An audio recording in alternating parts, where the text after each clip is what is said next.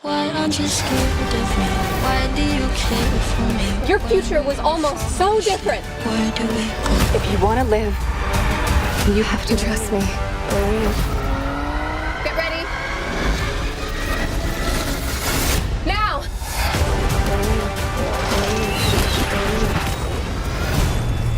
You're showing off. Maybe a little. Tu appelles ça tourner un film? Avoue que ce n'est pas une réussite. Bonjour à tous, c'est Valentin, le Home Cinéman, et je suis en compagnie de Loïc. Bonjour Loïc. Salut. On est réunis aujourd'hui pour parler du film Madame Web. Un film? La catastrophe, tu veux dire?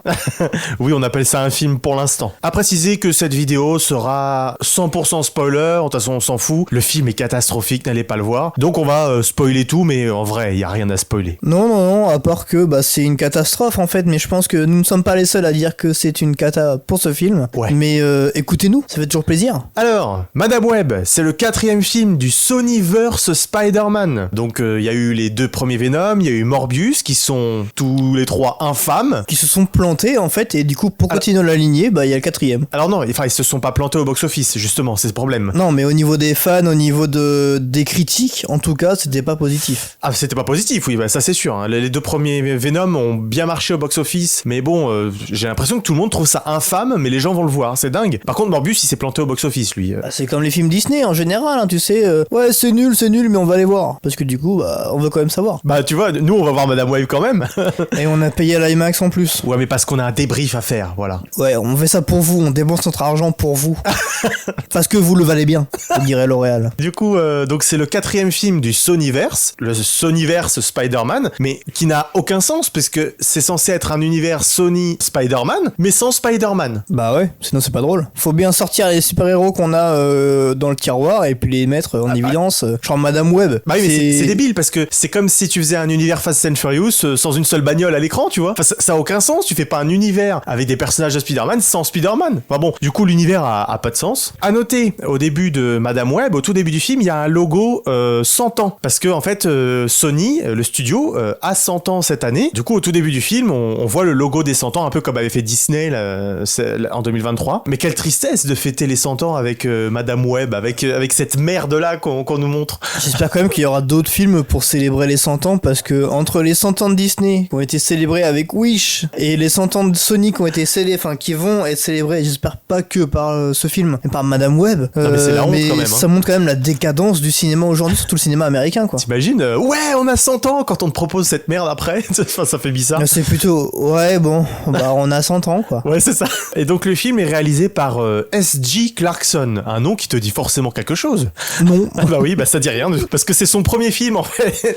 Attends, c'est son premier film? Ouais, elle a fait que... qu'il arrête. Non, c'est une femme. Qu'elle arrête. Elle a fait que de la réalisation de séries télé, mais j'ai envie de dire, il faut arrêter de donner des franchises à des gens qui ont rien fait avant. Genre Le Seigneur des Anneaux, les Anneaux de Pouvoir, la série. C'était pareil, c'était des gens qui avaient rien fait avant. Et tu vois, c'est des gens comme ça, ils ont des grandes franchises, mais en fait, ils ne sont pas compétents. Alors non seulement ils ont rien fait avant, mais en plus ils sont pas compétents. Faut donner ce genre de franchise à des gens qui sont déjà compétents, ça serait bien, et en plus voilà, qui ont fait leurs preuves par le passé, dont on sait qu'il y a un minimum, tu vois, de qualité humaine de la personne. Ouais, mais Valentin, tu sais, le cinéma il a changé. Le monde a changé. Alors le film Madame Web, il a plusieurs scénaristes, dont un certain Matt Sazama. Le nom te dit forcément quelque chose. Ouais, totalement.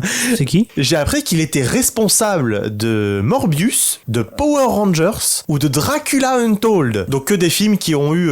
Moi j'ai plutôt bien aimé Dracula Untold, non? Peut-être, mais bon, il brille pas par son scénario, le film. Et puis même, non, c'est sûr. Morbius, Power Rangers, c'est clairement pas des gages de qualité, quoi. Donc que des films qui ont eu des mauvais retours, et voilà, enfin Morbius, ça a été décrié comme étant une merde absolue, et le mec est rembauché derrière pour faire Madame Web. Mais faut arrêter d'embaucher des mecs comme ça. Peut-être qu'ils avaient personne à ce moment-là, ils ont vu le premier Pecno dans le couloir, ils se sont dit, ah tiens, vas-y, viens. T'imagines des gens comme ça, ils ont du travail. Quand tu fais un truc comme Power Rangers ou Morbius, tu devrais être viré d'Hollywood. Enfin, c'est bon, moi ça me rend ouf, quoi. Et donc, tout ça pour en venir à Madame Web, qui est nul. Ah oui, ça on y vient. Mais dedans, il y a Dakota Johnson qui incarne Cassandra Webb. Il y a Sydney Sweeney qui incarne, je ne sais même plus comment elle s'appelle, on s'en fout. Isabella Merced qui incarne aussi une des adolescentes, et j'ai oublié le nom de tous les autres acteurs. Ah si, il y a Adam Scott qui est sympa. C'est du coup Ben Parker dans le film. Ah oui, je me souvenais plus de son nom, Bon, mais acteur pas marqué. sympathique. Je crois que c'est Adam Scott, hein. Bon, à vérifier. Donc voilà, Madame Web, c'est tout ça. De quoi ça parle, Madame Web, Loïc? Alors c'est une madame en relation avec la toile, comme le dit son nom, Madame Web. Non mais pour être sérieux, on commence en Amazonie en 1973. La maman de Cassandra Webb est enceinte et elle cherche une araignée qui donne des pouvoirs, ou en tout cas qui permet de restaurer les cellules du corps humain qui sont dégradées. Parce que du coup en fait ce qu'on apprendra plus tard, c'est que Cassandra elle va naître avec une maladie qui sera importante pour elle. Et Mon Dieu! Et du coup la maman, avant qu'elle naisse, elle veut la sauver, elle veut lui montrer qu'il faut se battre, qu'il faut être forte. Une femme forte. Une femme forte, effectivement, parce que de toute façon c'est quand même un film, le pouvoir aux femmes, et finalement c'était quand même mal montré dans le film. Mais Bon, l'histoire l'histoire de la vie. Après du coup on voit que du coup le méchant, et en fait il lui vole son araignée, il la tue en plus, et finalement la maman elle est sauvée par la tribu indigène. Las Arañas. Merci pour ton accent. Non, mais- Las Arañas qui ont des pouvoirs grâce aux araignées qui les mordent. Donc ils vont super vite, ils sont super forts, ils grimpent comme des araignées et n'a d'autres aucun choses. sens. Ah non mais ça n'a aucun sens. Mais du coup moi je m'amuse en le racontant du coup. Et bon courage pour vos oreilles parce que j'ai l'impression que je vais vous faire saigner en fait en racontant l'histoire au fur et à mesure. Non mais tu te rends compte? Attends, faudrait qu'on trouve un nom pour un peuple qui a des pouvoirs d'araignée. Oh! Las Arañas. Las Arañas. Ah ouais non mais c'est magnifique. Et du coup cette Cassandra Webb on la retrouve 30 ans plus tard je crois. Et s'il fallait trouver le nom d'un peuple qui a des pouvoirs de lapin. Los Lapinos.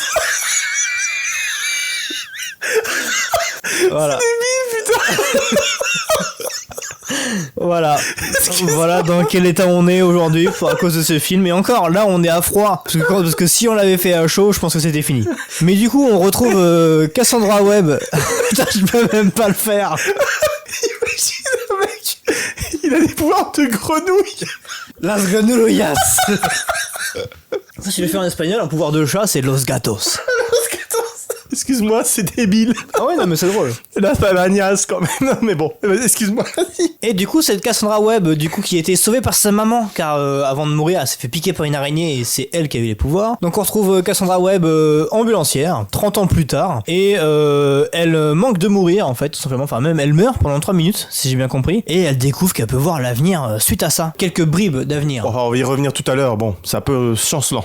Exactement. Et ensuite, on voit que, en voyant des bribes d'avenir, elle arrive à sauver quelques personnes, notamment 3 adolescentes qui étaient menacées de mort par un méchant qui s'appelle Ezekiel, qui est un Spider-Man de Wish, car il a quand même le costume et tout le reste. En fait, elle doit sauver les adolescentes et se sauver elle-même, parce que du coup, elle devient aussi une cible. Et ça raconte leur combat contre la mort imminente et la future équipe de Spider-Girl. Génial. Mais est-ce que quelqu'un sur cette planète connaissait Madame Web il y a 1 an? Non, mais à Oui. part les lecteurs de comics. Bien sûr. Non mais c'est un Les perso- scénaristes. non. Non, même lui il connaissait pas. Ils ont cherché un bout de perso au fond du tiroir. Ils ont trouvé Madame Web, mais personne connaît Madame Web. C'est du fond de catalogue. À C'est savoir que c'est un petit jeu de mots parce qu'en fait, comme on l'a dit, son nom de famille c'est Webb et puis évidemment elle maîtrise des pouvoirs de l'araignée. Donc voilà, Web, toile, voilà, c'est vraiment on surfe sur le web. Voilà. Incroyable. Non bah voilà, c'est un personnage secondaire à l'univers de Spider-Man. Donc logique qu'il se retrouve dans le Sonyverse. C'est quand même dommage qu'on n'ait pas notre expert en Spider-Man avec nous, Hugo. Je pense qu'ils auraient pu nous dire si elle était vraiment connue dans l'univers. Si, enfin oui, dans les comics Spider-Man, je sais qu'elle a un petit rôle quelquefois, mais bon, c'est quand même pas du niveau d'une Tante May ou d'un Octopus par exemple. Je pense que Mysterio ou même Kraven sont beaucoup plus célèbres que Madame Web. Enfin, en dehors de la célébrité, enfin, dans le grand public, personne connaît Madame Web. Alors tu me diras, il y avait des héros comme les Gardiens de la Galaxie ou Iron Man qui étaient pas les plus connus du monde. Ou Blue Beetle. Ou Blue Ant-Man. Ou Blue Beetle, ouais. Ou Captain Marvel. En fait, beaucoup de super-héros Marvel et DC en fait. Non, enfin, voilà quoi, c'est du personnage de fond de catalogue, ça c'est sûr. À noter aussi que, avant d'entrer dans notre avis, que le film devait se dérouler à la base dans les années 90. Donc ça veut dire que les scénaristes à la base voulaient situer l'action dans les années 90. Sauf que finalement, il y a eu des reshoots et des changements qui ont eu lieu pour situer le film en 2003 Mais précisément. pourquoi il y a eu des changements, Valentin? Eh ben deux façons, parce que le Peter Parker dont on nous parle dans le film, parce qu'il y a un bébé Peter Parker dans le film, eh bien qu'en fait ce Peter Parker, ça puisse être celui celui de Tom Holland, et que le jour où Madame Web puisse intégrer le MCU si jamais ça arrive, et ben que ça puisse faire office d'origin story du Peter Parker de Tom Holland. C'est complètement débile, hein, parce que ça n'arrivera pas, parce que le Madame Web, Kevin Feige ne veut pas de cet univers pourri dans son MCU, et donc ça n'arrivera pas, mais tu sais, ils essayent de raccrocher autant qu'ils peuvent les wagons avec le MCU, mais bon, voilà pourquoi ça a été situé dans les années 2000, c'est parce qu'ils se sont rendus compte que si c'était dans les années 90, ben ce serait le Spider-Man d'Andrew Garfield, et ils en veulent plus. Donc, voilà la raison. Pourtant, il est quand même meilleur que celui de Tom Holland, mais bon, c'est pas le sujet. Bon, ouais, c'est pas le sujet. Mais oui, c'est vrai qu'on est en 2003, et pour développer sur notre avis... Notre avis global, voilà. Et bah, de sacrés anachronismes, de sacrées conneries, qu'aussi bien dans le scénario que sur le visuel en tout cas. Enfin, dommage en fait, même, qu'on ne soit pas que tous les deux dans la séance, parce que je pense qu'on a fait comme les trois mousquetaires à gueuler tout le long du film, parce que vraiment c'était insupportable à certains moments. Moi je me suis retrouvé plusieurs fois en mode, mais c'est quoi ce bordel? Et Valentin il disait rien, du coup je me demandais s'il avait apprécié. Il m'a même fait la blague en fin de séance, et moi c'était tout le long, c'était un calvaire quoi. C'était un calvaire le film. Mais tu sais que c'est pas une blague, moi j'ai bien aimé. Non, ça marche pas, Valentin, tu m'as déjà fait la blague, ça marchera pas une deuxième fois. Bon bah oui, moi j'ai trouvé le mot, je pense que c'est un film racoleur. Développe. Bah dans le sens où, enfin dans le pur sens du terme, racoleur, tu vois, on est sur du racolage pour essayer de te fournir une histoire mais qui tient pas debout du tout. Et comme les autres films de Spider-Man de Sony, en fait, bah on fait les fonds de tiroir pour trouver un vieux jouet cassé à utiliser, mais ça marche pas un seul instant. Moi j'ai l'impression que cette histoire elle est non exploitable dans tout univers cinématographique possible, et puis même en tant que film lui-même, je vais revenir juste après sur l'origin story, il arrive même pas à faire une origin story. Enfin c'est quand même la base. Moi j'ai l'impression avec ce film que Sony, ils en ont maintenant ouvertement rien à foutre du public. Genre ils te proposent de la merde et tu bouffes si t'as envie, si t'as pas envie c'est pas grave, t'en boufferas quand même. Bah surtout qu'en plus c'est dommage parce que ils ont quand même un Spider-Man en animation qui est vraiment très bon, et ils nous font ça à côté, on se dit mais pourquoi ils font ça? Mais c'est ça en fait, ouais. D'un côté c'est l'excellence, d'un côté, et de l'autre côté c'est la merde absolue. D'autant qu'en plus le film n'a aucune qualité propre, les personnages sont pas attachants. Il y a même un moment où il y a un personnage qui fait un doigt d'honneur à une ambulance. Comment tu veux que je m'attache à un personnage qui fait un doigt d'honneur à une ambulance? Ouais mais j'en fais à tout le monde des doigts d'honneur. Oui non mais tu peux pas t'attacher à ce personnage, même si elle change après. Je veux dire, le personnage est insupportable à la base. Tu peux pas t'attacher à ce genre de personnage. Même les personnages en général sont pas très attachants. Comme tu l'as dit, le visuel catastrophique. Et encore, y a pas trop d'action, donc ça va, y a pas trop d'effets spéciaux moches. Mais le peu qu'il y a, bah évidemment, c'est infâme visuellement. Bah voilà, à tous les niveaux, il y a quelque chose qui va pas. J'aimerais du coup enchaîner sur... on a fini notre avis global, hein, vous avez compris, on n'a pas aimé, faut pas aller le voir. Faut pas donner un centime à ce film, ça n'en vaut pas le coup. Et donc pour enchaîner, je parlais de l'origin story. Mais le principe du film Madame Web, c'était quand même de faire une origin story au personnage. Je rappelle, l'origin story, c'est... Tout est dans le nom. En fait, l'idée, c'est de donner une origine, d'expliquer l'origine d'un super-héros. C'est les films comme Iron Man, premier du nom, Captain America, Thor. Les films de la phase 1 du MCU, c'était des origin story. Faut expliquer d'où le personnage vient, comment il a eu ses pouvoirs, etc. Donc c'est le truc le plus basique du film de super-héros. C'est le truc le plus facile à faire quand on fait un film de super-héros. Et même le truc le plus facile à faire, le film n'y arrive pas. C'est même pas une origin story. Il y a les trois ados là, elles deviennent même pas des super-héros dans le film. On nous vend le film comme étant un film avec trois super-héroïnes, on les voit dans leurs costumes dans la bande-annonce, mais dans le film, elles ont pas leurs costumes. Elles n'obtiennent même pas leur pouvoir dans le film. C'est dire, on nous promet dans une potentielle suite qui n'arrivera pas, hein, vu le succès du film, qu'elles auront leur pouvoir dans le deuxième. Mais le film nous vend ces super-héroïnes avec leurs costumes dans la bande-annonce. Dans le film, on l'a pas. Donc c'est une arnaque pure et dure. C'est de la publicité mensongère. Donc je trouve ça infâme de nous proposer ça alors qu'on l'a pas dans le film au final. Donc même une origin story, le film n'arrive pas à le faire. On l'a vite fait pour Cassandra Webb parce que bon, elle finit par avoir ses pouvoirs à un moment, mais c'est scandaleux. Je te propose de parler de réalisation, si tu veux bien. D'accord. Déjà, il y a un truc que j'ai noté, c'est la règle des 180 degrés. Sais-tu ce que c'est? Bah c'est quand il fait trop chaud.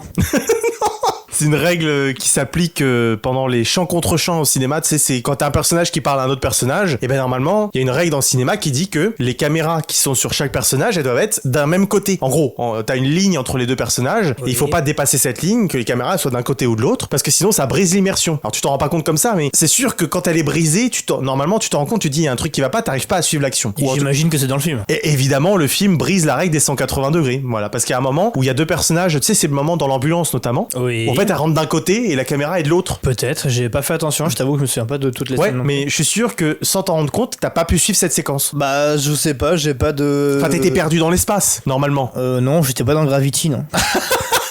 Normalement. En fait, je m'en suis pas rendu compte parce qu'en fait, il y a tellement de moments où je me suis dit, mais c'est quoi ce bordel que je m'en souviens pas. Normalement, quand tu brises cette règle, ça brise l'immersion du spectateur et du coup, t'es perdu dans l'espace. Mais c'est une règle basique du cinéma. Okay. Et la réalisatrice, elle la connaît forcément, cette règle, parce qu'elle a fait de la série télé, comme je disais avant. Donc, en série télé, c'est le premier truc que t'apprends. Et du coup, pour moi, c'est la preuve que le film a été fait par des producteurs, par des mecs qui savent pas gérer le truc, en tout cas le montage. Ils ont utilisé des plans qu'ils ont mal mis ensemble et ça a brisé cette règle qui est pourtant essentielle. Et donc, le film, même, tu vois, dans l'essence même de la réalisation n'y arrive pas. Autre chose, par exemple, pendant plusieurs scènes, surtout au début, tu sais, quand ils sont, quand t'as la mère qui parle à Ézéchiel. Oui, oui, oui. Tu sais, il y a la caméra qui zoome et qui dézoome sur eux constamment. Ouais. Et ça, c'est un truc de sitcom, tu sais, que tu vois dans The Office ou Ah dans... oui, bah ça oui, oui, oui. Bah en même temps, quand tu vois la qualité du film, ça m'étonne pas. Ah oui, mais du coup, ce zoom et dézoom, moi, ça m'a perturbé. On fait pas ça dans un film. Normalement, ça, c'est dans une sitcom, une série télé. Encore une fois, voilà, on a cette réalisation de série télé qui, pour moi, fait preuve d'un amateurisme concernant. À noter aussi toutes les doublures numériques. Tu sais, quand Ezekiel, il se déplace sur les voitures, bah, tu vois que c'est pas un humain, tu vois que c'est un truc, normalement, c'est pas naturel comme mouvement. Les membres du peuple, Las Arañas. Oui, bah ça, putain. Tu sais, quand ils se déplacent dans les arbres. Ouais. Ah, ils vont trop vite, eh. Mais comment c'est tu peux pas proposer ça au public? Bah, non. Bah c'est même la doublure de Dakota Johnson justement dans une des dernières scènes. Elle était dégueulasse justement. Je t'ai dit, est-ce que c'est elle ou est-ce que c'est une doublure? Parce que dans les deux cas, il y a un truc qui a été loupé quoi. Alors ça j'ai pas vu, mais moi j'ai surtout noté la doublure numérique du méchant et du peuple Las Arañas là. Je trouvais ça scandaleux quoi. En tout cas, je tiens quand même à noter que t'as un super accent pour dire Las Arañas. Las Arañas. Non mais ça m'a marqué comme on dirait que tu es natif du Pérou justement pour connaître cette légende sur le bout des doigts et leur prononciation. Bah écoute, j'essaie de faire au mieux. Pour finir, moi j'avais encore un autre truc à noter, c'est que un truc qui m'a scandalisé, j'ai l'impression à la toute fin du film, c'est Madame Web à un moment elle commence à regarder, à avoir des visions. Oui bah c'est le principe de son pouvoir, ouais. Non mais tu sais la toute dernière vision finale où elle voit l'avenir des trois gamines là. Oui. Et en gros ça nous promet la suite machin. Ouais, bah, ouais. Au tout début où elle commence à avoir ces visions là, il y a un plan sur des immeubles et je suis persuadé que c'est un plan qui a été volé des films de Spider-Man de Sam Raimi. Oh bah ça m'étonnerait pas. Hein. Parce que ce plan-là, je suis sûr de l'avoir vu dans un Sam Raimi, ou en tout cas, s'il est pas volé de ces films-là, il y ressemble, mais fortement. Bah ça m'étonnerait pas. Déjà que moi j'ai l'impression qu'ils ont pris une partie de la musique justement de Spider-Man pour la mettre dedans, donc bon, ça m'étonnerait pas quoi. Ça me débecte. En même temps, quand tu vois le film en général, bon, qu'est-ce qu'il y a de positif? À part que quand c'est fini, et qu'il y a pas de scène post-générique. Oui, il y a même pas de scène Mais de toute façon, je t'ai dit, ils en ont ouvertement rien à foutre. Ah bah oui. Est-ce que tu veux parler de quelque chose en particulier? Les anachronismes. Ouais, vas-y. Je te propose de parler de la reconstitution des années 2000, des problèmes que ça engendre. Avec plaisir, parce que là, c'est le film il est en 2003. En 2003, on avait 5 ans, et c'était le début sur les DVD où il y avait la musique en mode... la musique aussi au début des DVD en disant que le téléchargement était illégal, machin et tout. Ah ouais. On voyait les hackers sur les vieux PC, genre c'était les briques. Tenez, je vous passe l'extrait.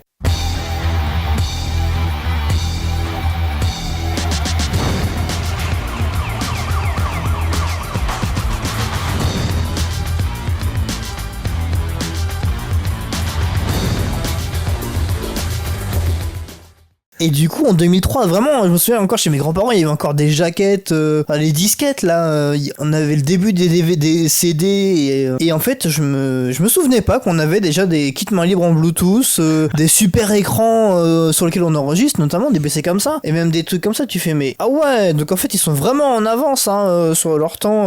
En fait, il y a pas que Cassandra qui voit dans l'avenir. Ezekiel, en fait, il va dans le futur pour prendre du matériel et revient dans le passé. Et quand on voit certains trucs, que ce soit, bah, là, justement, bah, la technologie qui est un peu trop futuriste pour l'époque, la musique de Britney Spears Toxic qui est quand même sortie fin 2003 début 2004, bon c'est léger mais quand même un bon anachronisme hein. Même si on n'a pas vraiment la période exacte, enfin les mois en tout cas en 2003 dans lequel se déroule le film, voilà, si c'est fin 2003 bon ça peut marcher, mais si c'est début ça marche bon, bah, pas après, en fait. je crois qu'il y a un moment il y a un personnage qui dit qu'il écoute le tube en boucle depuis quelques temps, donc oui bon, donc voilà, c'est quand même l'album est sorti en novembre 2003 quoi. Le film a pas l'air de se passer en décembre hein, parce qu'aux États-Unis qu'en décembre bon il fait très froid. Oui bah c'est ça. Donc non, il y a quand même beaucoup d'anachronismes même au niveau des voitures. Enfin on voit la Corvette d'Ezekiel, je m'y connais pas en voiture hein, mais quand je la vois je me dis elle est pas de 2003 hein. Ouais je sais pas, j'ai pas fait gaffe aux voitures. Ah bah on la voit bien pourtant. Bah justement quand il va aller chercher au restaurant on entend Toxique justement avec sa grosse voiture, la grosse Corvette là, tu vois ça, tu fais mais c'est au moins l'année 2010 ou un truc comme ça quoi. Ah j'ai pas fait gaffe. Par contre moi il y a une incohérence qui m'a sauté au visage. Tu sais il y a une scène dans le métro où elle parle à un mec et le mec il a quoi dans les mains? J'ai pas fait gaffe. Il a une PSP. Ah et ça sort qu'après la PSP, c'est l'année déjà. Il a une PSP dans les mains et c'est un petit problème, c'est que la PSP elle est pas sortie à l'époque du film parce que le film se déroule en 2003 et la PSP a été commercialisée en décembre 2004. Ah oui donc il y a quand même un an de différence quoi. Et la PSP en plus c'est un produit de quoi? De Sony qui produit le film, donc je trouve que c'est la honte intersidérale quoi. Les mecs ils ont situé le film en 2003, il y a un mec, en plus c'est pas le mec qui est dans le fond dans un coin du cadre et qui est là en fond, il a une PSP et puis tu sais tu le vois vraiment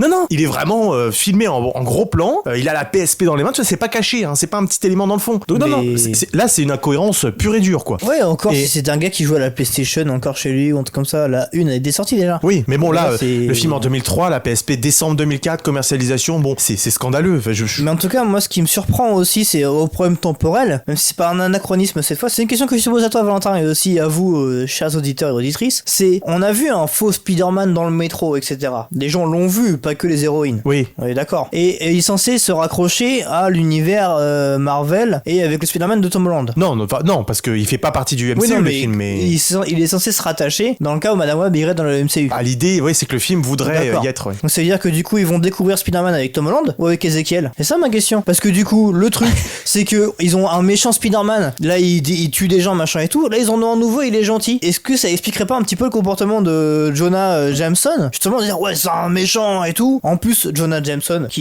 c'est l'oncle d'une des adolescentes en plus. Elle le dit quand elles sont dans le taxi après être sauvées du métro. Elle me dit ouais je vais contacter mon oncle Jameson, il va nous aider. Enfin, mon oncle Jonah. Ah ouais? Ouais. J'ai pas fait gaffe à ça. Ah moi j'ai entendu, pardon, je crois que j'ai pas bien compris là. Ah bah j'ai même pas fait gaffe à ça. Ah bah moi j'ai bien retenu sur le truc moi. Mais pour moi c'est un problème ce que tu dis là, en effet, parce qu'en fait dans le film il y a un Spider-Man. En fait il y a trop de Spider-Man avant Spider-Man. Bah ouais, il y a aucune logique. Et c'est pas logique parce que le Spidey de Peter Parker, il aurait pas cette aura de grand Spider-Man, de grand sauveur de la ville de New York s'il existait 15 Spider-Man avant. Parce que là on a la tribu des Spider-Man, donc la Thadanias, on a Madame Web, on a les 3 ados Spider-Man qui vont devenir Spider-Man, on le voit dans les visions, et on a le méchant au pouvoir et au costume de Spider-Man comme tu dis Ezekiel. Et c'est trop, parce que quand le Spider-Man de Peter Parker qui va arborer les rues de New York plus tard, pourquoi il serait aussi célèbre et aussi acclamé que ça s'il y en a déjà 15 qui font le même boulot que lui et qui ont déjà utilisé ce costume très très similaire? Bah c'est ça, puis en plus on en voit une des 3 justement quand elles ont leur costume dans une des rares séquences où on les voit comme ça. Donc sachant que c'est 10 ans plus tard, hein, donc en 2013 techniquement, il y en a une, elle a son costume hein, avec des pattes d'araignée métalliques. Sauf que techniquement, ce genre de truc c'est pas censé exister. Le premier à les avoir c'est justement Spider-Man et c'est un costume qui a été créé par Tony Stark, donc Iron Man. Donc c'est à dire que c'est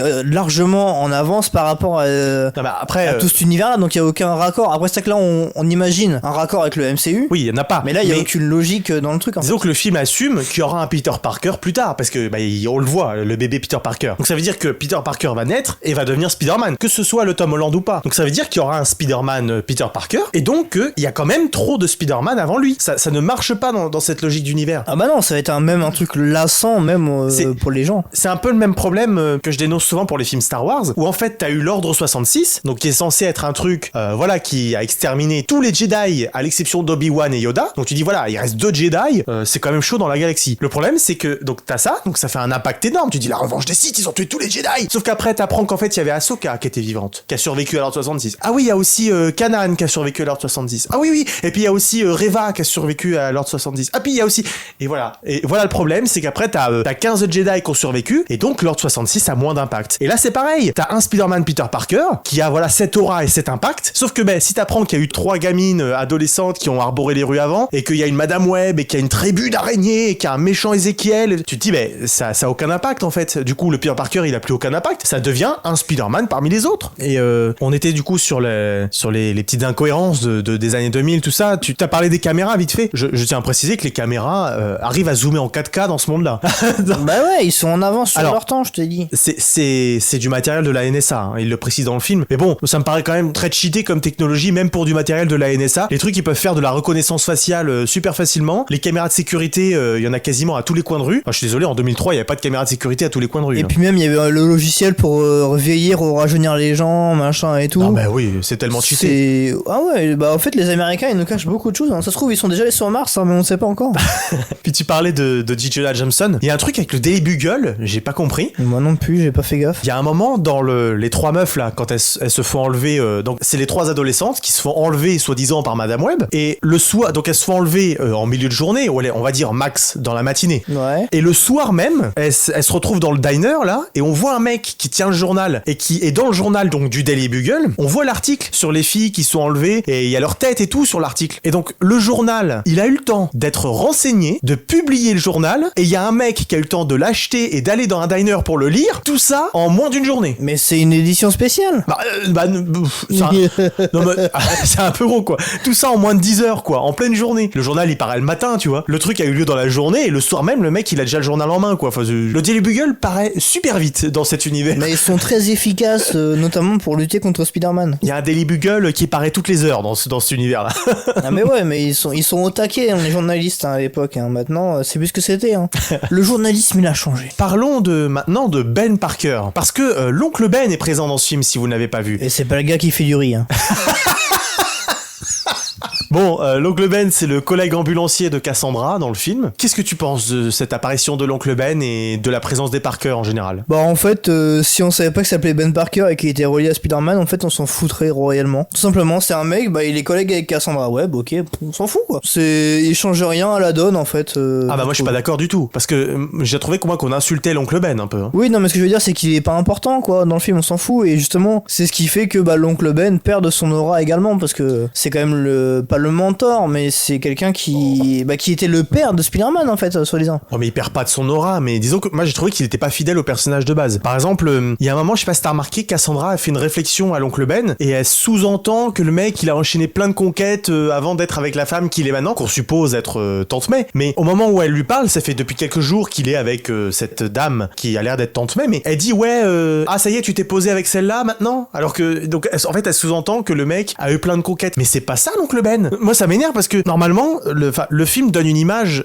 faussée de l'oncle Ben. C'est pas le genre de gars qui enchaîne les conquêtes, qui va courir sous les jupons des filles. Normalement l'oncle Ben c'est l'incarnation de l'exemplarité. C'est pour ça qu'il se permet de faire la leçon à Spider-Man, c'est que le mec il a rien à se reprocher, c'est l'homme exemplaire. Il fait toujours les bons choix, il respecte tout le monde. Normalement l'oncle Ben il est pas comme ça. C'est pas le mec qui va courir sous les jupons. Bon, même dans sa jeunesse, le mec tu vois c'est le gars carré qui a rien à se reprocher. Je trouve que du coup l'image est faussée de l'oncle Ben. Pareil, à un moment il y a un mec de la tribu de la Salanias là, il commence à faire ouais, tu sais, un grand pouvoir, applique ta gueule. J'avais envie de dire ta gueule. Ouais, et puis à la fin, ils disent un truc à Cassandra en mode ouais, ils pensent que du coup c'est pas non plus une grosse responsabilité d'avoir un neveu, machin et tout. Et elle sort un petit c'est ce qu'il croit, ou un truc du genre. Mais t'es sérieuse toi? Pourquoi tu fais? Mais tais-toi en fait. Vraiment, c'est pour faire des rapprochements comme ça, mais taisez-vous. C'est pour dire ça. Non mais franchement. Non mais oui, les rapprochements sont très approximatifs. Quand je parlais là du mec de la tribu, la Sardanias là, qui fait.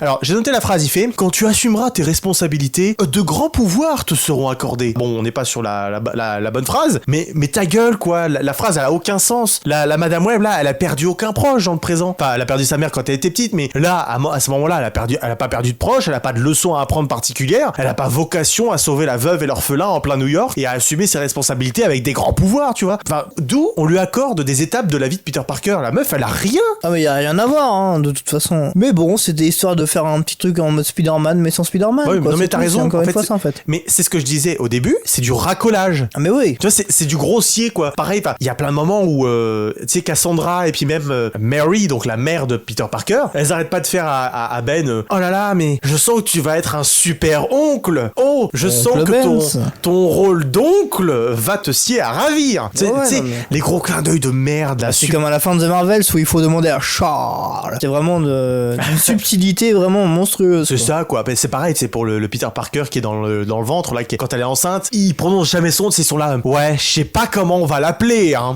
Ouais. Peut-être qu'on va l'appeler Benjamin. Pete. Ah non. On dit pas. Tu sais, on dirait qu'ils ont pas les droits pour le dire. C'est fou. Bah c'est comme tu parlais du Seigneur des Anneaux, la série justement, c'est pareil, ils avaient pas le nom, ils avaient pas les droits pour les dire les hobbits. Hein. mais sur ça dingue quoi, tu sais, c'est du racolage quoi, c'est ce que je dis. Mais ouais, non mais. Veux-tu qu'on passe sur le méchant? Le méchant. Le méchant. Parce que j'ai des choses à dire sur le méchant. Il y a quoi à dire à part qu'il est méchant et qu'il est tout en noir? Ah bah tu vas voir que moi il y a un truc qui m'a sauté aux yeux dans le film. Ah mais t'as sauté aux yeux comme avec lui avec ses pouvoirs. Quand il saute de voiture en voiture ou de rame de métro en rame non de mais métro. déjà ça c'est ridicule ouais. Mais surtout, le gars il arrive à voir sa mort. Pendant le film il passe son temps à voir les 3 adolescentes le tuer. Ouais. Donc il se dit oh là là, ces filles là elles vont me tuer, il faut que je les tue avant. Jusque là logique. Ouais, et encore. Sauf que le mec il arrive à voir sa mort par les gamines pendant tout le long. Par contre quand il meurt il arrive pas à voir sa mort avant. C'est totalement débile. Le mec voit sa mort tout le temps, par contre quand elle arrive, il la voit pas. C'est pas logique. Mais elle arrivait trop vite pour qu'il le voie. Non, mais c'est un génie le mec. Il voit pas quand enfin, il a des visions de sa mort, mais sa mort avant qu'il change les choses, mais il a plus les visions. Mais c'est parce qu'il est bloqué sur une vision en particulier et prête pas forcément attention aux autres. Non, il en a plus du tout. Après le film, il nous montre plus qu'il a de vision. Mais c'est pas parce qu'il nous montre pas qu'il en a pas d'autres. Oh mais arrête, c'est que c'est le scénario qui a décidé de plus lui donner la vision pour qu'il meure. Et en plus, c'est forcé sa mort. Mais quelle honte sa mort. Le mec, d'où il meurt, juste avec une petite chute de quelques mètres. Le mec, il a les pouvoirs de Spider-Man. Je rappelle que Spider-Man est quelqu'un d'extrêmement fort qui peut soulever des tonnes et que Spider-Man, surtout ce qui est important, c'est qu'il se retient avec ses ennemis. Il se retient de pas les tuer parce que le mec, il a une force surhumaine, le Spider-Man. Et c'est d'ailleurs la preuve, regarde, avec Tobey Maguire dans Spider-Man 2, quand il perd ses pouvoirs, là, il est en train de se balancer dans les rues, il perd ses pouvoirs. Le mec, il fait une chute d'un immeuble entier. Enfin, il tombe par terre sur du béton, enfin pas sur du béton, sur un tuyau. Sur une voiture. Ouais, sur une voiture aussi. Il y a un autre moment où il tombe sur une voiture et le mec, bon, il a juste mal au dos, mais tu vois, il est là, oh mon dos, mais le mec est loin de mourir, tu vois. Il en est très très loin. Le mec, voilà, ça lui casse une petite vertèbre et encore, tu vois, il est là, mon dos. Oh, il a une petite luxation. Enfin bon, tu vois, c'est que dalle quoi. Donc déjà il y a ça, mais en plus, dans le film lui-même, Ezekiel il subit beaucoup plus de trucs que ce qu'il subit à la fin. Il y a un moment, il se fait écraser par le taxi dans le diner. Donc si ça le tue pas, c'est pas une chute de 2-3 mètres à la fin qui le tue. Ouais, mais il y a le S de Pepsi qui lui tombe dessus et qui l'écrase. Non, mais ça c'est pareil. Bah, regarde Spider-Man, il se prend tout un mur sur la gueule, regarde quand il est dans le 2, toujours le Spider-Man de Tobey Maguire, quand Octopus il le balance, il se prend et encore il a plus ses pouvoirs à ce moment-là. Il est censé être juste Peter Parker et il survit quand même. Le mec balance les déchets de plusieurs tonnes et puis il est là. Ouah. Ouais, mais tu comprends, c'est pas pareil. Ils sont pas reliés, tu vois. C'est pas dans le même univers. Non, c'est totalement différent. C'est pas ça que je dis. Je dis pas que c'est dans le même univers, mais je dis les pouvoirs de Spider-Man, c'est ça. Là, le gars, il dit avoir les pouvoirs de Spider-Man et pourtant il les a pas. Alors, il dit pas qu'il a les pouvoirs de Spider-Man parce que Spider-Man a été mordu par une araignée radioactive. Ezekiel a été mordu par une araignée qui donne des pouvoirs et qui est une araignée qui est en Amazonie. Donc il y a deux trucs différents, tu vois. C'est le même délire, en même temps, c'est pas le même, tu vois. La différence ou pas. Déjà, le film est flou et en plus, bon, il est quand même censé avoir les pouvoirs de Spider-Man dans le film. Bah, il tisse pas d'étoiles, hein. Il tisse pas de toile, oui. Alors que Madame Web, elle surfe dessus. Hey. Même si on admet qu'il a pas les pouvoirs de Spider-Man, dans le film, il survit à beaucoup plus de trucs que ce qu'il subit à la fin. Je te parlais du taxi qui l'écrase dans le diner, mais le taxi, il arrive à une vitesse folle, hein. Il l'écrase et le mec survit tranquillement. Ouais, mais juste avant, il s'est fait attaquer par des feux d'artifice. Donc forcément, tu sais, il était déjà affaibli. Et puis après, bah, il tombe de haut. Et puis après, il se fait écraser. Et puis attends, le gars, il fait des sauts de plusieurs mètres de haut, là, de voiture en voiture. Il y a un moment, il descend en ligne droite le long d'un immeuble. Il se laisse tomber comme ça, de plusieurs dizaines de mètres, et il se rattrape sur ses pieds tranquillement, il y a pas de souci. Juste avant de se prendre une ambulance dans la gueule. En plus, et après tout ça, le gars, il fait une chute de moins de 10 mètres, et il se fait écraser par une lettre. Bah ouais. Mais c'est ridicule. Ah mais oui. Mais en même temps, est-ce qu'il y a des choses de logique dans le film? Aucun sens, sa mort. Il devrait pas mourir à ce moment-là. C'est parce que le film a décidé que c'était la fin, il fallait que le méchant meure, mais peut-être qu'il est pas vraiment mort. Oh là, t'as sûr, il y aura jamais. Peut-être qu'il va revivre. Tu sais pas, il va revivre et là les filles elles auront leur pouvoir pour le stopper justement. Et là il va vraiment mourir. Non, il y a un gros plan sur sa tête, on voit vraiment qu'il est crevé le gars. D'ailleurs il y a même du sang je crois qui coule derrière. Bon je sais pas ça, mais sa mort est ridicule. Ah et il oui. y a un autre truc que j'ai pas compris, on essaye de nous le justifier parce que il y a un moment où il y a le gourou là du peuple de las arañas, il dit que Ezekiel est maudit pour avoir volé l'araignée là au début. Oui. Il dit qu'il est maudit. Il a volé une araignée, il est maudit et donc sa sentence c'est qu'il y a 3 gamines qui vont le tuer. Ça a pas de sens quoi. Non mais je pense que sa malédiction c'est de voir sa mort en boucle en fait, et je pense qu'il le dit, je crois d'ailleurs qu'il est maudit à voir sa mort encore et encore et encore et encore. Ça a aucun sens là, la malédiction. Tu sais, c'est comme si moi je vais voler une baguette à la boulangerie et d'un seul coup je vais me mettre à voir 3 gorilles qui vont me violer dans 30 ans. Enfin, ça a aucun sens le truc. Pourquoi? Quel rapport? Mais fallait pas voler l'orange du marchand, Valentin aussi. Ah non mais bon, ça a aucun rapport le truc. Ah mais non, totalement. Mais bon, c'est comme ça. Il fallait trouver une excuse pour dire lui c'est un méchant, il faut pas l'écouter, il faut pas le suivre et puis c'est tout. Ah voilà, ce méchant n'a aucun sens. Moi j'ai rien à rajouter sur le méchant. Maintenant on peut passer sur les incohérences même sur le reste du film. Hein. Ah bah oui, mais justement c'était le dernier volet que je voulais aborder, c'était les incohérences sur le personnage de Madame Web. Et bah c'est parti. C'est parti. Déjà, le film se spoil lui-même constamment. Ah bon? Bah oui, parce qu'elle voit tout le temps ce qui se passe à l'avance. Donc en fait le film se spoil lui-même. C'est pour ça aussi qu'on fait une partie totalement avec spoiler, parce que le film passe son temps à t'annoncer ce qui va se passer. Donc en fait le film n'est jamais surprenant. Si tant est qu'un film soit qualitatif parce qu'il est surprenant. Non, mais si au moins on avait quelques surprises, quelques rebondissements, c'est même pas le cas parce que le film se spoil lui-même. Ça me fait penser justement au dernier film Twilight. J'ai pas vu. Pour celles et ceux qui ont vu. Je sais pas si tu comptes le voir Valentin, ça m'étonnerait. Non, jamais. Donc voilà, justement en fait toute l'action du film justement entre le combat entre les Cullen et les Volturi gris, donc qui sont censés être les méchants. C'est quoi? C'est dans une vision. Tout ce qui se passe est dans une vision. Et finalement, à la fin de la vision, ils ont vu ça, ils ont fait bon, bah ok, on rentre chez nous.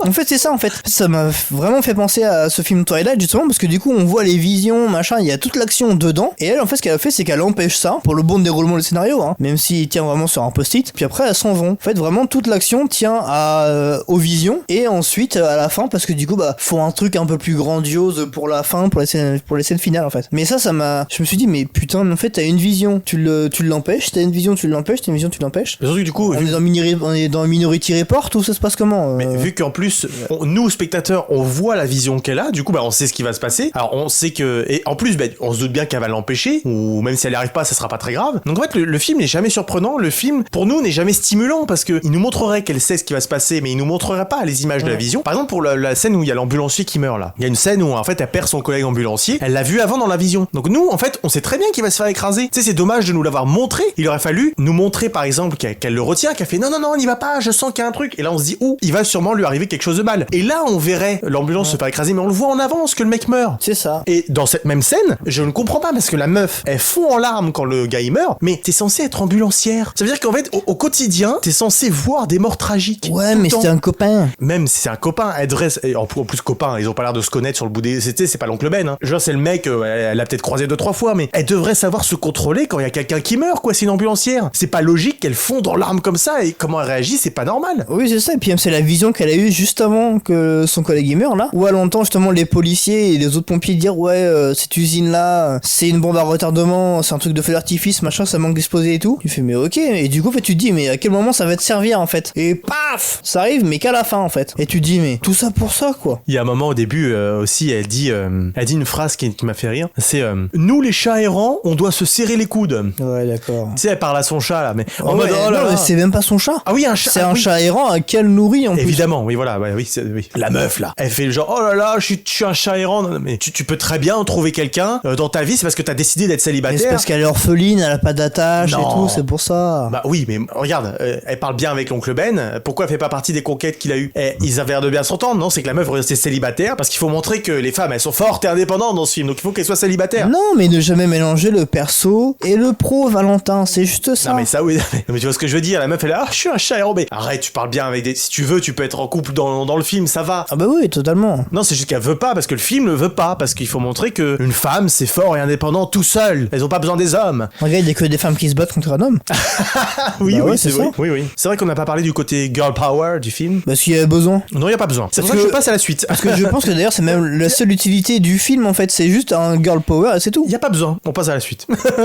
On va se faire taper dessus sinon. On va se prendre des mauvais commentaires. Et aussi, un gros problème, c'est que on comprend jamais comment il marche son pouvoir. Il marche pas, il fonctionne déjà. Et comment il fonctionne son pouvoir. On sait pas comment ça fonctionne. En fait, on sait pas qu'est-ce qu'elle peut vraiment faire, quelles sont ses limites, qu'est-ce qu'elle peut faire concrètement. En fait, le film s'emmerde pas une seule seconde à essayer de rendre son pouvoir concret. En Oui, fait. ou même de donner des éléments déclencheurs qui feraient que justement elle peut le déclencher à sa volonté pour débuter la Non, non. vision, etc. quoi. Bah, elle dit qu'elle sait pas le maîtriser, ça ok. Et en plus, le film passe des plombes à ce qu'elle comprenne ce qu'elle peut faire. C'est-à-dire que au début du film, avant que la meuf se rende compte qu'elle peut voir l'avenir et le changer, il y a au moins 4 scènes. 4 scènes où elle est en mode oh là là, il m'arrive un truc bizarre. Et oh là là, ce que j'ai vu en rêve, en fait, ça s'est vraiment produit. Et oh là là, ce que j'ai vu, je peux le changer. Alors, j'ai noté, hein. Donc il y a 4 scènes avant qu'elle comprenne enfin son pouvoir. C'est d'abord la scène de Baby Party là, où tu sais, elle voit à l'avance. Elle dit que c'était une sorte de déjà vu justement. Voilà, donc elle fait oh là là, dis donc, il m'est arrivé un truc bizarre. Après, il y a la scène donc de l'ambulance avec son collègue. Oh là là, dis donc, j'ai vu qu'il allait mourir. Il y a un truc bizarre quand même. Après, il y a la scène du pigeon. On fait oh là là, dis donc, il y a encore un truc bizarre. Décidément, j'ai réussi à sauver le pigeon parce que je l'ai vu à l'avance. Et enfin, il y a la scène du train, donc où elle sauve les filles et là, elle commence à enfin piger le truc. Mais putain, faut 4 scènes avant que la meuf elle se dise oh dis donc, je peux peut-être faire un truc avec ce pouvoir. Mais moi, j'ai trouvé ça interminable le temps qu'elle met à piger ce qu'elle peut faire, quoi. D'ailleurs, en parlant de la séquence dans le métro justement où elle sauve les adolescentes, je crois, peut-être que je me trompe, mais il y a une dame en face d'elle qui lit un journal, tu sais, qui montre si ça va, machin et tout, parce qu'elle pense qu'elle devient folle. Ouais. Et je crois en tout cas que cette personne-là, c'est la docteure qui a diagnostiqué la maladie de Cassandra à sa mère. Non. Je crois en tout cas, ça ressemble fortement, et c'est possible que ce soit un clin d'œil. Alors, Incroyable. alors peut-être que c'est ça, peut-être que je me trompe, hein. Dites-le dans les commentaires, mais je crois en tout cas que c'est la même personne. Ouais, dans ce que je disais, quand elle met du temps à se rendre compte de son pouvoir, et même, tu vois, le ridicule du truc, quand elle se rend compte enfin qu'elle peut changer le futur, c'est avec un pigeon. Quelle élégance! Mais on est à New York, Valentin, c'est la ville des pigeons. Tu te rends compte, on est dans un film de super-héros où le super-héros est censé découvrir son pouvoir et s'en rend compte parce qu'il sauve un pigeon, quoi. Enfin, tu vois, quelle élégance! Je veux dire, Originalité. quelle originalité! Grandiose! Non, mais surtout l'élégance du film, quoi. Enfin, bon. Mais oui, mais attends, mais elle découvre, elle maîtrise entre guillemets ses pouvoirs grâce à quoi? À un plan astral.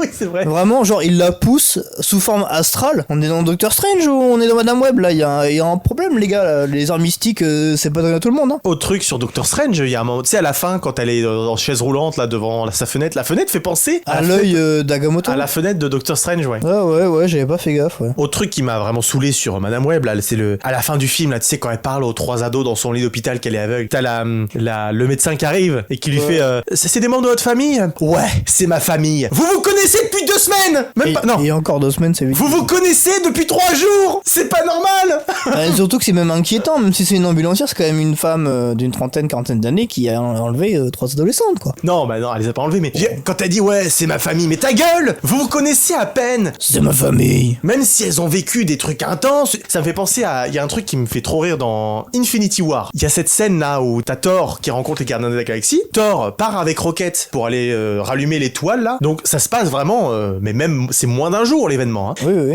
Et quand Thor est inconscient là, qui revient parce qu'il s'est pris toute la puissance de l'étoile dans la gueule, t'as Rocket qui fait Thor, ça va mon frère? Mon frère. C'est une manière de parler. Non, vous connaissez depuis moins d'un jour et tu dis mon frère. Non. Ça va. Mais là c'est pareil quoi, c'est ma famille, mais ta gueule, vous connaissez même pas, vous avez vécu des événements certes peut-être intenses et encore, ok t'as voulu les protéger, mais tu sors pas que c'est ta famille, tu dis c'est des gens que j'aime bien. Non mais c'est une mauvaise... En fait c'est comme aux États-Unis, tu vois, c'est quand ils disent bro, machin et tout, ça peut être bon, ça peut être dit à n'importe qui. C'est plutôt est-ce que tu vas bien mec? Infinity War c'est un exemple quoi, enfin je veux dire mon frère, ça fait moins d'un jour, bon ça me paraît gros, c'est comme là voilà, c'est ma famille, vous connaissez pas. Ouais mais... Arrête, dis pas que c'est ta famille, enfin c'est ridicule. Il est sorti en quelle année pour les Fast and Furious? Parce que c'est ma famille. Peut-être dans les années 2000. C'est dans les années 2000 mais... Que premier Fast and Furious 2001 et Too Fast, Too Furious 2003 justement. Tu sais, ça me fait penser aussi comme exemple à ça, tu sais, c'est dans Star Wars 7 où les personnages ils sont obligés de se faire des câlins pour penser pour montrer qu'en fait ils sont proches. Ta Finn qui retrouve Poe après l'avoir pensé mort et il est là, oh là là, Poe, t'es trop sympa machin. Tu connais à peine son nom, vous vous êtes rencontrés la veille et tu lui fais un grand câlin comme si c'était ton meilleur pote depuis des années. Donc là en fait c'est le même problème dans Madame Web, c'est ma famille, mais arrêtez de faire croire que vous vous connaissez bien. Vous venez de vous rencontrer, c'est scandaleux, moi ça m'énerve. Mais pour parler d'incohérence en même temps, pour la dernière scène justement, après sa sortie de l'hôpital, on voit justement Cassandra sur un fauteuil roulant et les yeux cachés par des lunettes rouges, et on voit les filles arriver justement pour lui donner à manger, machin et tout. Bon, c'est déjà ce qu'elle va manger parce que du coup elle voit l'avenir évidemment, mais elle se retourne, elle avance un petit peu avec son fauteuil roulant, vous savez, sans vraiment bouger les mains et tout, comme une autre personne qu'on a vue avec un X gravé sur son fauteuil et même sur son école, hein, Charles notamment. Et du coup on la voit comme ça et au moment elle parle des filles justement sur leur avenir et tout. Et un petit peu plus tôt on a vu qu'elle était devenue aveugle suite à un incident avec des feux d'artifice. Et au moment où on voit justement, il y a un gros zoom sur ses lunettes, on voit ses yeux, ils sont plus blancs, ils sont bleus, comme sur l'affiche en fait. Vraiment elle a retrouvé la vue, ou sinon elle cache aux autres que ses yeux sont normaux, ou sinon c'est peut-être une petite erreur de la production. Écoutez, il y a tellement d'erreurs possibles qu'on ne sait plus où donner de la tête. Ça m'étonnerait pas, ouais. J'ai pas remarqué ça. Mais voilà, en tout cas c'est un détail que j'avais remarqué encore, parce que je vois beaucoup de détails contrairement à Valentin. Non pas parce qu'il est pas très, très observateur, Valentin il est plus sur le général, moi je suis plus sur les détails. Oh bah arrête, t'es désolé, moi je regarde le film. On se complète, on est les Michel et Michel si vous voulez, voilà. Et j'ai trouvé ça vraiment étrange et je me suis dit putain mais en fait c'est Charles Xavier mais de Wish en fait. C'est vrai qu'il y a un truc à Charles Xavier parce que quand elle se retourne avec son fauteuil roulant là, c'est vrai qu'il y a une démarche très Charles Xavier. Et puis même elle va faire quoi? Elle va diriger une équipe de jeunes super-héroïnes. Oui, ouais. À la X-Men en fait tout simplement. Ouais. Donc c'est pour dire regardez, si on se rejoint au MCU, en fait on va rejoindre peut-être les X-Men, machin, truc comme ça, parce que les X-Men oui, ils vont rejoindre le MCU en fait, vous le savez peut-être pas encore, mais oui. Il y a aussi un moment où Cassandra là, elle a enlevé 3 gamines, selon le récit officiel, selon les autorités. Elle a enlevé 3 gamines, mais elle arrive à se rendre à l'aéroport, à prendre un avion, à aller au Pérou, à revenir, donc à repasser par l'aéroport, tout ça sans se faire arrêter par les autorités, alors que tout le monde connaît sa tête, la tête des gamines qu'elle a enlevées, elle est recherchée et elle arrive à prendre un avion de faire l'aller-retour. Mais t'as oublié un truc, c'est qu'elle a volé un taxi. En plus, elle a déposé le taxi à l'aéroport, elle l'a repris après. En plus, Elle a enlevé les plaques, mais sur le taxi, il y a quoi? Il y a des numéros putain, d'identification. Personne n'a pensé à le noter. Ah putain, oui, c'est vrai, mais. Non, c'est normal maintenant de voler des taxis à New York en 2003. Pareil, en parlant de taxi, là, il y a un moment où tu sais, elle voit l'avenir quand elles doivent revenir chercher les filles et qu'elles sont parties au diner. Oui. Elle voit donc il y a une scène où au début on sait pas qu'elle voit l'avenir, mais du coup elle voit l'avenir finalement dans cette scène. Elle laisse le taxi dans la forêt. Elle va à pied au diner d'à côté. Elle retrouve les filles. Elle les engueule et là t'as le méchant qui arrive et qui fait le truc et qui commence à tuer les gamines. Et là, pof, on revient au début à la forêt où on se rend compte que c'était une vision. Donc là, elle décide de prendre le taxi parce que ça va plus vite qu'à pied. Sauf qu'en fait, avec le taxi, elle est censée aller plus vite qu'à pied. Sauf que donc elle devrait arriver encore plus en avance. Sauf que là, elle arrive plus tard que quand elle y est allée à pied. Mais parce que le camion avant il avançait pas. Oh bah non, mais bon. Et tout, tu vois. Il y avait un détour à faire alors que quand c'était à pied c'était tout droit quoi. Non mais arrête. Elle y va à pied, elle y va plus vite que quand elle y va en bagnole, même avec un camion derrière. Ouais, non mais je l'avais noté aussi, j'avais rien dit, mais je l'avais noté aussi en mode mais. Ça a pas de sens mais quoi. c'est Elle pas va plus logique, vite. quoi. La meuf elle va plus vite à pied qu'en voiture. Bah ouais, elle court vite. Hein, Mais tu moi, ça sais, m'a choqué, quoi. Elle a des baskets qui courent vite. Non, mais ça m'a choqué quoi parce que tu sais j'étais là mais pourquoi tu te dépêches en voiture? Enfin tu sais très bien que tu vas arriver même à pied elle est arrivée avant le méchant. Donc tu sais très bien que tu vas y arriver largement en avance mais avec ton taxi.